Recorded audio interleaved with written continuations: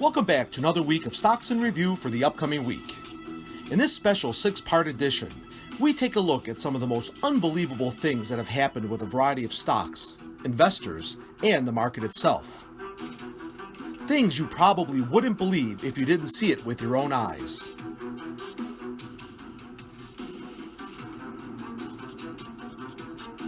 Let's take a quick look at some of the major news stories that can affect your investments.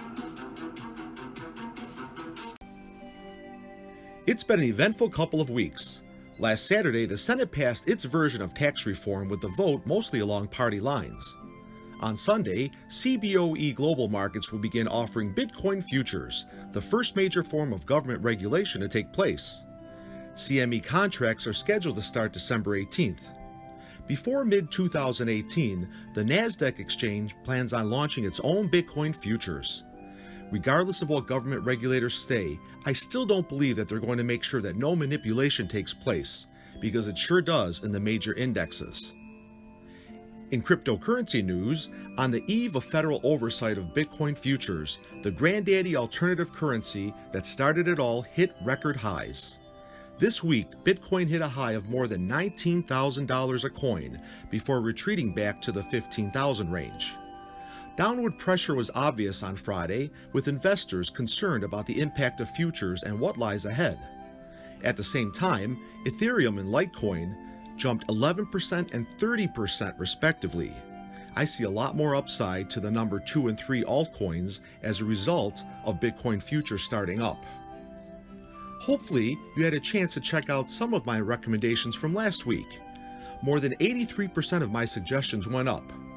Take a look and see how high they went after I suggested that to you the week before.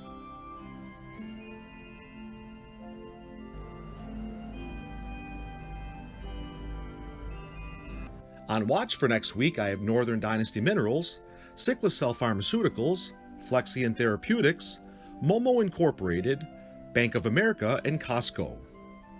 At Northern Dynasty, shareholders are getting impatient. Will Ron keep his promise and release news before the 31st or not? Hopefully, with the recent pullback, you were able to average down. For what it's worth, I think we will get news this month. At Cyclatel Pharmaceuticals, Phase 3 results are due at an upcoming conference on Monday. The typical drop before the pop started happening on Thursday. I definitely take a look at this one. At Flexion Therapeutics, there's been some bullish activity except for the recent red days affecting most pharma. With the upcoming healthcare conference on December 14th and additional indicator news coming soon, I think this is a good swing trade or short-term hold. Momo Inc is a Chinese mobile-based social networking and gaming platform. It's located in Beijing, and the stock dropped nicely with the recent tech takedown. I see it back up to the $28 range or higher. At Bank of America, the stock got a nice recent pop based on positive benefits that banking stocks are receiving from tax reform. With the Federal Reserve raising rates next week, I see more upside here. Costco, ticker symbol COST, reports earnings next Thursday, and it's up almost 19% for the year. If you can get it under $189 a share this coming week, I think it would make a good swing trade. 3 analysts on Friday raised their price targets for the company, an average of 8%. I think it's worth looking at. In part 4 of our You Wouldn't Believe It If You Didn't See It series, we look at conservative investors making it big in the stock market. You might not know this, but barely 40% of all Americans invest in the stock market, with nearly 60% of those under 25 having only had a few stocks in their portfolio. These are 5 main rules that successful stock investors follow.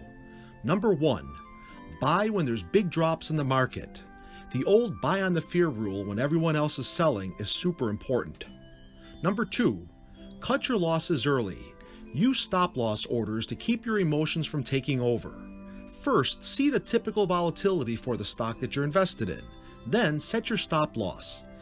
Industry standards say 7 to 10%, but you need to first consider what typical daily swings there are for the last couple of months, then add an appropriate cushion. Number 3, don't overtrade and be especially careful on Mondays and Fridays. Mondays are typically good for picking up bargains if you expect the stock to increase over the next several days. They refer to it as the Monday effect, and Fridays are wild cards, especially in the summer and before 3-day holidays because there's less trading going on. Be especially careful after 2 p.m. when people are starting their weekends. Number 4. Keep enough cash available to trade on days that the market drops so that you don't lose out on buying opportunities. There's nothing worse than seeing a stock that you've wanted to get into go on sale and your funds haven't settled. Number 5. Avoid controversial companies like Chipotle with its numerous food safety problems and Lumber Liquidators, for example, that just recently settled a $36 million class action suit over laminate flooring that contained too much formaldehyde. Please remember that investing in the stock market carries risk. Never invest more than you can afford to lose or not have access to for an extended period of time. If you like our videos, we appreciate your subscription to our YouTube channel, and please click the like button. Have a great week, and we'll see you in 2 weeks.